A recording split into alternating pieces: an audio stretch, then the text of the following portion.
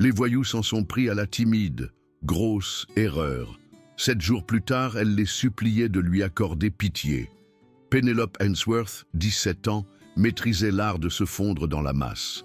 Dépassant à peine le mètre 55, silhouette fine, cheveux auburn lui arrivant aux épaules, toujours coiffée d'une simple tresse, et des vêtements soigneusement achetés dans des friperies pour ne pas attirer l'attention, elle flottait dans les couloirs du lycée de Chêne-Vert comme une ombre. Sa famille s'était installée dans cette paisible bourgade de l'Isère il y a 4 mois, lorsque sa mère avait accepté un poste à l'hôpital local, et Pénélope s'était fixé pour objectif de disparaître dans la foule jusqu'à la fin de l'année scolaire. Ce que ses nouveaux camarades de classe ignoraient, c'est que Pénélope avait consacré les 9 dernières années à étudier le judo et le taekwondo dans le dojo de sa tante, à Lyon.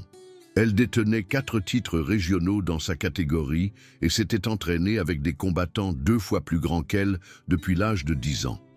Sa tante, une ancienne combattante de MMA à la retraite, lui avait appris que le véritable pouvoir venait de la maîtrise de soi et de la concentration, et non de la recherche des ennuis.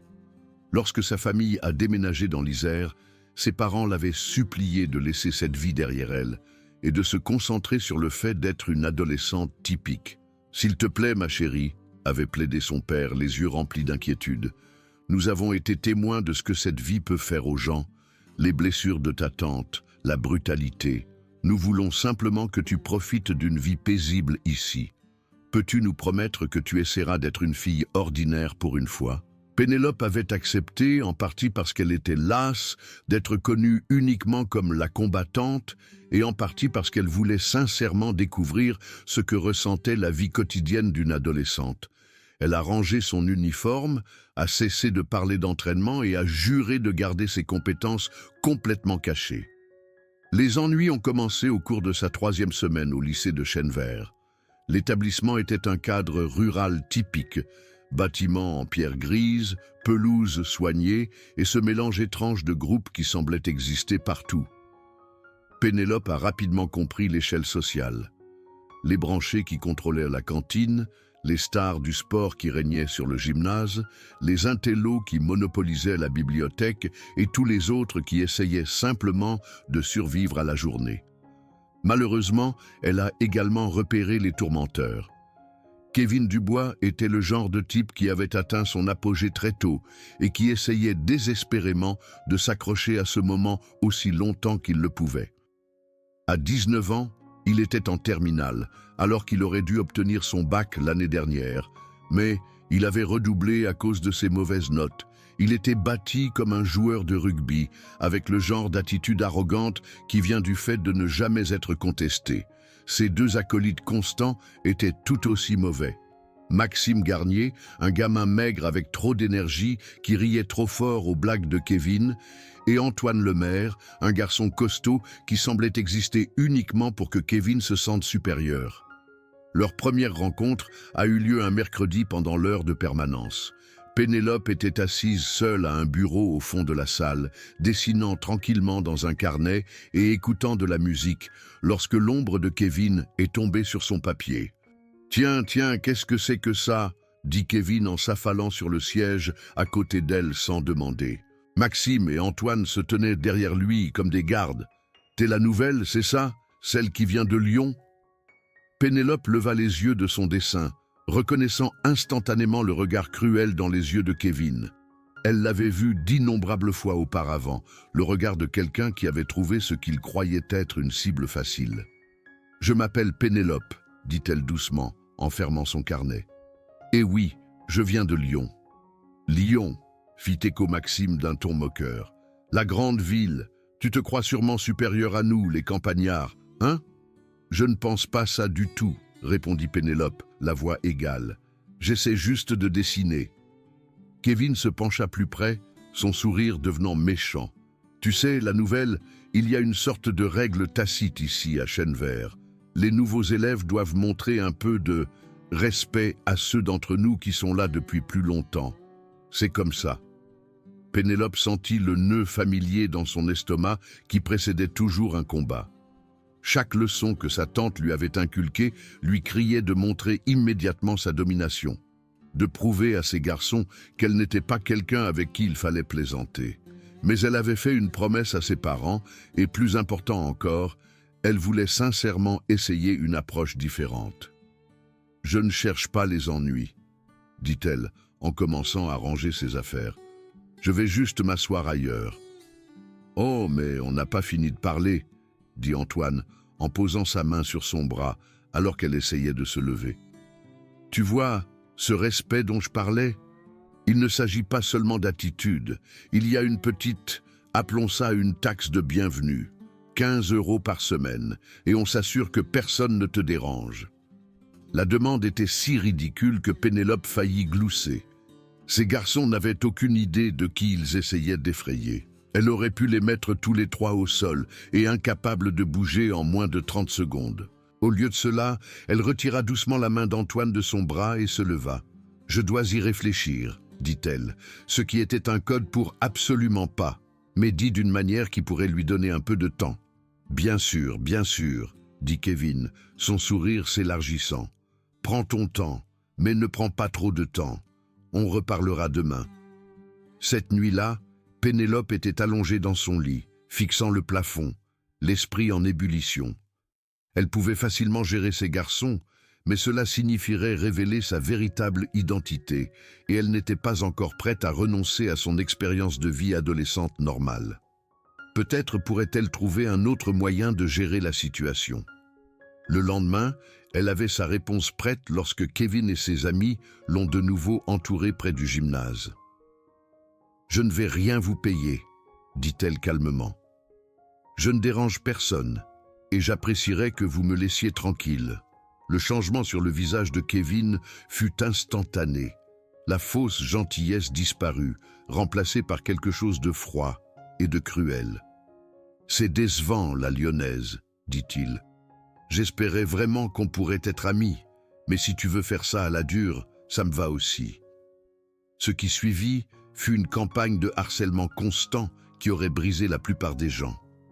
Kevin et ses amis semblèrent prendre le refus silencieux de Pénélope comme une insulte personnelle, et ils se sont donné pour mission de rendre sa vie au lycée de Chêne-Vert aussi misérable que possible. Cela a commencé petit. Il la frôlait accidentellement dans les couloirs, assez fort pour faire tomber ses livres de ses mains. Il s'asseyait derrière elle en classe et chuchotait des commentaires méchants, juste assez fort pour qu'elle les entende, mais pas assez fort pour que les professeurs les remarquent. Il la faisait trébucher lorsqu'elle passait devant eux, la faisant tomber par terre. À la cantine, ils ont intensifié leur tactique. Maxime passait devant sa table et renversait accidentellement son lait sur elle, trempant son déjeuner et ses devoirs. Antoine s'asseyait à proximité et faisait des remarques bruyantes sur les filles solitaires bizarres qui se croient trop bien pour tout le monde. Kevin orchestrerait le tout avec l'habileté de quelqu'un qui harcelait des gens depuis des années, en s'assurant toujours qu'il n'y ait pas de professeur à proximité pour voir le pire. La goutte d'eau qui a fait déborder le vase est arrivée un vendredi après-midi. Pénélope se dirigeait vers l'arrêt de bus après l'école, impatiente d'être au week-end et espérant que les garçons se désintéresseraient peut-être d'elle pendant les 2 jours de pause. Elle fouillait dans son sac à la recherche de ses écouteurs lorsqu'elle entendit des pas derrière elle. « Hé, la lyonnaise !» Elle se retourna pour voir Kevin, Maxime et Antoine s'approcher, accompagnés de 2 autres garçons qu'elle ne connaissait pas. L'aire de stationnement des bus était presque vide, avec seulement quelques élèves qui attendaient et aucun professeur en vue. « On doit avoir une discussion », dit Kevin, sa voix prenant un nouveau ton qui fit retentir les signaux de danger de Pénélope. « Tu nous manques de respect depuis des semaines maintenant, et ça commence à devenir embarrassant. Les gens vont penser qu'on est des mauviettes si on laisse une petite citadine nous marcher dessus. »« Je n'ai marché sur personne, » dit Pénélope, sa voix stable malgré son cœur qui battait la chamade. « J'essaie juste de me mêler de mes affaires. »« C'est ça le problème, » dit Maxime en s'approchant. « Tes affaires sont nos affaires maintenant. Tu vois, quand quelqu'un déménage dans notre ville, va dans notre lycée, puis agit comme s'il était trop bien pour suivre nos règles, ça devient notre problème. » L'un des garçons qu'elle ne connaissait pas, un petit garçon avec le crâne rasé, prit la parole.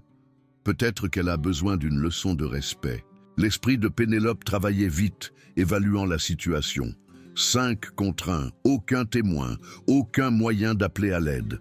Si c'était un exercice d'entraînement, sa tante lui aurait dit d'y mettre fin immédiatement, éliminer le chef en premier, puis s'occuper des autres avant qu'il ne puisse coordonner une attaque.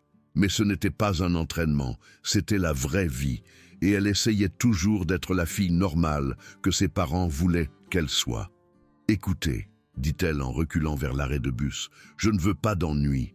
Peut-être qu'on peut trouver une solution. » Le sourire de Kevin était cruel. « Oh, maintenant tu veux trouver une solution? Trop tard pour ça, la lyonnaise. Tu as eu ta chance de faire ça facilement. » Il fit un signe de tête aux autres et ils commencèrent à s'éparpiller, formant un cercle lâche autour d'elle. Pénélope sentit son entraînement se déclencher automatiquement. Elle nota la posture de chaque garçon, leur positionnement, leurs armes potentielles. Maxime avait les poings serrés, prêt à frapper. Antoine déplaçait son poids, se préparant probablement à charger. Les deux inconnus étaient agités, probablement pas habitués à ce genre de confrontation. « Voilà ce qui va se passer », continua Kevin en sortant son téléphone. « On va s'amuser un peu avec toi et je vais filmer ça. Ensuite, à moins que tu ne veuilles que cette vidéo apparaisse sur tous les sites de médias sociaux du lycée, tu vas commencer à nous montrer le respect qu'on mérite, à commencer par 60 € par semaine. » La mention de la vidéo fit chuter l'estomac de Pénélope. Elle avait vu ce qui arrivait aux enfants qui devenaient le sujet de vidéos embarrassantes. Comment cela les suivait pour toujours, ruinait leur réputation, parfois même les poussait à se faire du mal. La pensée que ses parents la voient humiliée de la sorte était plus terrifiante que n'importe quelle menace physique. Mais elle essaya tout de même une dernière fois de calmer les choses. « S'il vous plaît, » dit-elle, détestant le son faible de sa voix, « je vous paierai. Juste. Pas ici. Pas comme ça. » « Trop tard, » dit Kevin en levant son téléphone. « Le temps de parler est terminé. Les gars, aidez notre nouvel ami à comprendre sa place. » Antoine bougea en premier, attrapant son sac à dos. À ce moment précis, alors que ses mains saisissaient son sac et que le téléphone de Kevin commençait à enregistrer, quelque chose à l'intérieur de Pénélope se brisa. Toutes les semaines de harcèlement, toute l'humiliation, toute la peur et la frustration qu'elle avait refoulées remontèrent à la surface. Mais plus que cela, elle réalisa que son expérience d'être normale avait échoué. Ces garçons ne la laisseraient jamais tranquille, ne la considéreraient jamais comme autre chose qu'une victime à exploiter. Elle avait essayé d'être la personne que ses parents voulaient qu'elle soit, mais parfois, le monde ne vous laisse pas choisir qui vous êtes. « Lâche mon sac », dit-elle, sa voix changeant complètement. Disparut le ton calme et incertain qu'elle utilisait depuis des mois. Cette voix était forte, sûre et absolument intrépide. Antoine rit et resserra son emprise. « Ou quoi, fillette? Tu vas courir te réfugier auprès de maman ?» Ce qui s'est passé ensuite a brisé l'idée que tout le monde se faisait de qui était réellement Pénélope Ainsworth. D'un mouvement rapide, Pénélope attrapa le poignet d'Antoine à deux mains, se déplaça sur le côté et utilisa son propre poids pour le projeter par-dessus son épaule. Il atterrit lourdement sur le béton, l'air quittant ses poumons avec un bruit sourd. Avant que quiconque ne puisse réagir, elle s'était tournée vers Maxime, qui cherchait quelque chose dans sa poche. Son pied gauche partit en coup de pied latéral parfait, l'atteignant à l'estomac. Maxime se plia en deux, haletant, et Pénélope enchaîna immédiatement avec un coup de coude à la tête. Le bruit de sa chute sur le sol fut fort, dans l'après-midi calme. Les deux garçons inconnus se regardèrent avec choc et commencèrent immédiatement à reculer. « On se tire, mec », dit l'un d'eux, et ils se tournèrent tous les deux et s'enfuirent. Kevin resta figé, son téléphone toujours en train d'enregistrer, la bouche bée d'incrédulité. En moins de 15 secondes, ses renforts avaient été éliminés ou s'étaient enfuis, et la fille tranquille de Lyon se tenait au-dessus de deux de ses amis comme une sorte de star de film d'action. « Qu'est-ce que c'est que ce bordel ?» réussit-il à balbutier. Pénélope se tourna vers lui et Kevin vit quelque chose dans ses yeux qui lui glaça le sang. Ce n'était pas la fille effrayée et tranquille qu'il harcelait depuis des semaines, C'était quelqu'un d'autre, quelqu'un de dangereux. 9 ans, dit-elle, sa voix étrangement calme. 9 ans de judo et de taekwondo. 4 fois championne régionale à Lyon. Je me suis retenue pendant des mois parce que je voulais essayer d'être normale, mais vous ne m'avez pas laissé faire. La réaction de combat ou de fuite de Kevin se déclencha enfin, mais il fit le mauvais choix. Au lieu de courir, il chargea vers elle, pensant que sa taille suffirait à la maîtriser. Pénélope esquiva facilement sa charge maladroite, attrapa son bras tendu et utilisa une simple clé de bras pour le faire s'écraser au sol. Avant qu'il ne puisse se relever, elle l'avait cloué au sol et verrouillé un étranglement triangulaire, ses jambes parfaitement positionnées autour de son cou. « Je pourrais t'assommer tout de suite », lui murmura-t-elle à l'oreille alors qu'il se débattait faiblement contre son emprise. « Je pourrais te laisser ici sur le béton, c'est ce que tu veux. » Les efforts de Kevin devinrent plus désespérés lorsqu'il réalisa qu'il ne pouvait pas se libérer. Sa vision commençait à se brouiller et la panique s'installait. « S'il te plaît, dit-il en s'étranglant, je ne peux pas, je ne peux pas. » Pénélope maintint l'étranglement pendant quelques secondes de plus, laissant Kevin sentir à quel point il était impuissant, puis le relâcha. Il s'effondra en avant, toussant et haletant. « Voilà comment ça va se passer, » dit Pénélope en se tenant au-dessus des 3 garçons. Antoine essayait toujours de reprendre son souffle, Maxime se tenait la tête et gémissait, et Kevin se tenait la gorge. « Vous allez me laisser tranquille. Vous allez laisser tout le monde tranquille aussi. Plus de vol d'argent, plus de harcèlement, plus de brimade. Tu es folle, haleta Kevin. Non, répondit Pénélope calmement. Je suis entraîné. Il y a une différence.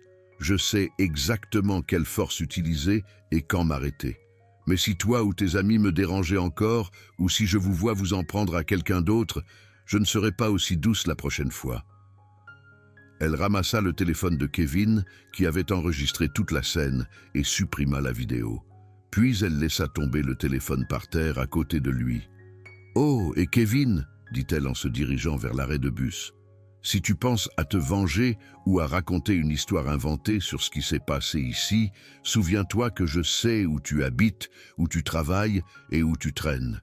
Je vous observe depuis des semaines. Ne me teste pas. » Le trajet en bus jusqu'à la maison fut flou. Les mains de Pénélope tremblaient légèrement à cause de l'adrénaline, mais elle ressentait quelque chose qu'elle n'avait pas ressenti depuis des mois, le soulagement.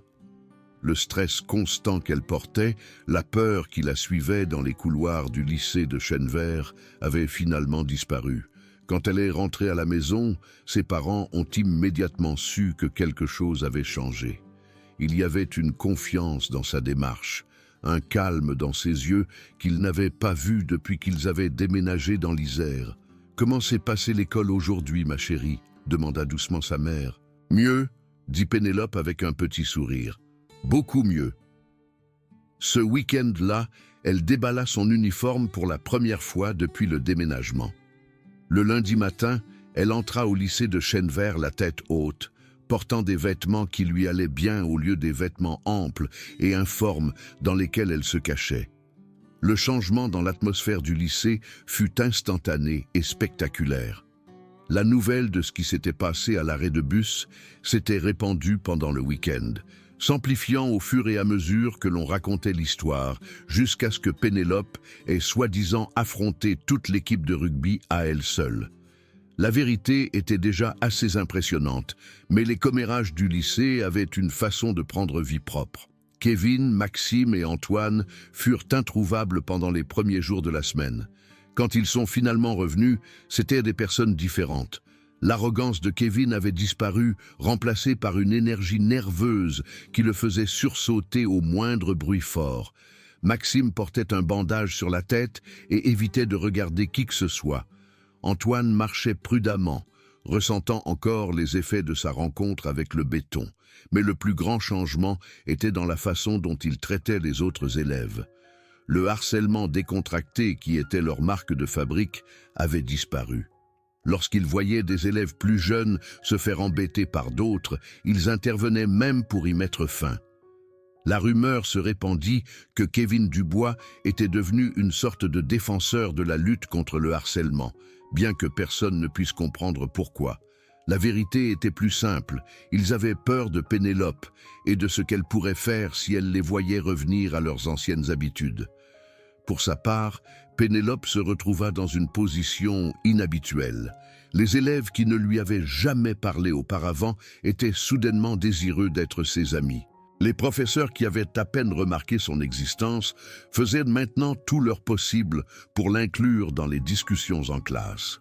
Les branchés essayaient de la faire rejoindre leur groupe. Mais le changement le plus significatif est peut-être venu des élèves qui avaient été eux-mêmes des cibles. Un élève de seconde timide nommé Théo l'approcha après l'école un jour, les yeux remplis d'admiration et de gratitude. « J'ai entendu ce que tu as fait à Kevin Dubois, » dit-il nerveusement. « Je voulais juste te dire merci. Il me prenait mon argent de poche depuis le début de l'année. Mais il s'est arrêté après... après la semaine dernière. » Des conversations similaires eurent lieu tout au long de la semaine. Fille après fille, garçon après garçon, venant la remercier d'avoir mis fin à leur tourment. Pénélope réalisa que Kevin et ses amis avaient effrayé beaucoup plus d'élèves qu'elle ne le savait, et ses actions les avaient tous libérés. 3 semaines après l'incident de l'arrêt de bus, Kevin Dubois fit quelque chose que personne au lycée de Chêne-Vert n'avait jamais attendu. Il s'excusa. Cela s'est passé pendant le déjeuner, devant toute la cantine. Kevin s'approcha de la table de Pénélope, où elle était maintenant assise avec un groupe d'amis qu'elle s'était fait depuis qu'elle était sortie de sa coquille, et s'éclaircit nerveusement la gorge. « Pénélope, » dit-il, sa voix portant à travers la pièce soudainement silencieuse. « Je voulais m'excuser pour la façon dont je t'ai traité. Ce que j'ai fait était mal, et je suis désolé. » La cantine était complètement silencieuse. Les élèves des tables voisines avaient cessé de manger pour contempler la vue inouïe de Kevin Dubois, l'ancien chef des brutes du lycée, s'excusant auprès de la fille tranquille de Lyon. « J'accepte tes excuses, » dit Pénélope calmement. « Mais tu ne devrais pas t'excuser seulement auprès de moi. Tu devrais t'excuser auprès de tous ceux que tu as blessés. » Kevin hocha la tête, le visage rouge de gêne et de honte. Tu as raison, j'ai beaucoup réfléchi au genre de personne que j'étais, et je n'aime pas ce que je vois. Je vais essayer d'être meilleur. Au cours des semaines suivantes, Kevin tint parole. Il rejoignit le programme de conseil par les pairs, commença à aider les élèves plus jeunes et devint un partisan des campagnes de lutte contre le harcèlement.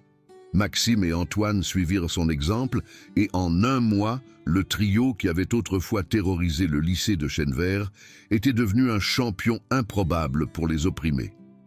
Quant à Pénélope, elle trouva l'équilibre qu'elle recherchait.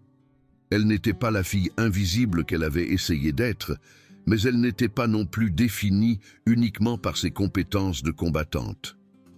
Elle rejoignit le club d'arts martiaux du lycée, commença à donner des cours d'autodéfense aux élèves intéressés et devint une voix pour ceux qui ne pouvaient pas s'exprimer. Ses parents furent initialement inquiets lorsqu'ils découvrirent ce qui s'était passé, mais ils comprirent que leur fille avait trouvé un moyen d'utiliser sa force de manière responsable. Elle ne cherchait pas les combats, mais elle n'avait plus peur de se défendre ou de défendre les autres lorsqu'elle en avait besoin. Le jour de la remise des diplômes, alors que Pénélope traversait la scène pour recevoir son diplôme, elle pensa au chemin qui l'avait menée à ce moment. Elle avait appris que parfois, on ne peut pas choisir d'être différent ou non. Parfois, le monde fait ce choix pour vous. Mais vous pouvez choisir comment utiliser vos différences, que ce soit pour aider ou pour blesser, pour élever les autres ou pour les rabaisser. Kevin Dubois obtint également son diplôme ce jour-là, ayant rattrapé ses mauvaises notes grâce à l'école d'été et au bénévolat. Alors qu'ils se croisaient après la cérémonie, il s'arrêta et lui tendit la main. « Merci, dit-il simplement, de m'avoir montré qui j'étais en train de devenir et de m'avoir donné une chance d'être meilleur. » Pénélope lui serra la main et sourit. « Nous faisons tous des erreurs, Kevin. L'important est d'en tirer des leçons. » Des années plus tard, Pénélope deviendrait professeur d'arts martiaux et mentor de jeunes, aidant les adolescents en difficulté à trouver des moyens positifs de gérer leur colère et leur frustration. Kevin deviendrait thérapeute, consacrant sa vie à aider les jeunes à risque à éviter les erreurs qu'il avait commises au lycée. Mais à ce moment-là, debout dans l'aire de stationnement des bus du lycée de Chênevert, leurs diplômes à la main, ils n'étaient que deux adolescents qui avaient appris l'une des leçons les plus importantes de la vie, que le véritable pouvoir ne consiste pas à contrôler les autres, mais à les protéger. Et parfois, ce sont ceux qui sont silencieux qu'il ne faut jamais sous-estimer.